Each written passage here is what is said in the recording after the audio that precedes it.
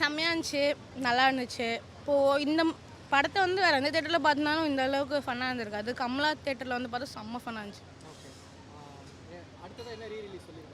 அடுத்ததாக மாஸ்டர் நாங்கள் எல்லாருமே இது வந்து சஜஸ்ட் பண்ணாங்க. பட் அவங்க என்ன போடுவாங்கன்னு தெரில. நாங்கள் வந்து ரெக்வெஸ்ட் பண்ணது மாஸ்டர் கேட்டிருக்கோம். இல்லை யாருக்கு பயங்கர மாஸ், விஜய்க்கா, சூர்யாக்கா, இல்லை வடிவேலுக்கா? சூர்யாவுக்கு போடும்போதும் விஜய் ஃபேன்ஸும் வந்து கத்துனாங்க, விஜய்க்கு போடும்போது சூர்யா ஃபேன்ஸும் கத்துனாங்க. ரெண்டு பேருமே லைக் நல்லா தான் இருந்துச்சு. பட் கொஞ்சம் நல்லா மாஸ்னா வந்து தளபதிக்கு தான். அதனால தான் அவர் யாரோட பயம் இல்லாமல் டைரெக்டாக அவரோட ஆதரவு வந்து கொடுத்துருக்காங்க. இதில் வந்து அவர் பேசுனது, தலை பேசுனது, ஏகே பேசுனது பெர்ஃபெக்ட், 100% கரெக்டு தான்.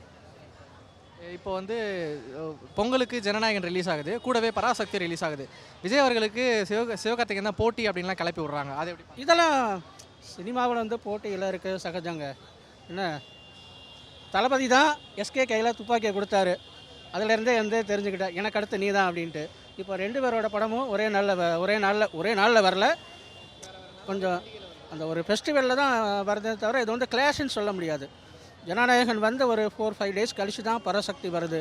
ஸோ வந்து ரெண்டு படமே வந்து ஒரு பிரேக் ஈவனாக தான் ஓடும். இது வந்து தளபதியோட கடைசி படம்.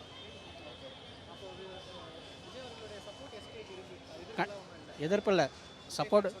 நம்ம கண்டிப்பாக வந்து விஜய் ஃபேன்ஸை வந்து எஸ்கே படத்தை என்ஜாய் பண்ணி பார்ப்பாங்க, எஸ்கேயோட படத்தை விஜய் ஃபேன்ஸ் வந்து என்ஜாய் பண்ணி பார்ப்பாங்க. இது தளபதியோட 69வது படத்துக்கு அப்புறம் அவர் நடிக்க மாட்டேன்னு அரசியல் போகிறேன்னு சொன்னது கொஞ்சம் வருத்தமாக தான் இருக்குது. ஆனால் நாங்கள் அப்படி இல்லை, அவரோட 69 படத்தையும் ரீ-ரிலீஸ் பண்ணி நாங்கள் வந்து என்ஜாய் பண்ணுவோம். நாங்களாம் வந்து தளபதியோட ரசிகர்கள் கிடையாது, வி ஆர் சோல்ஜர்ஸ்.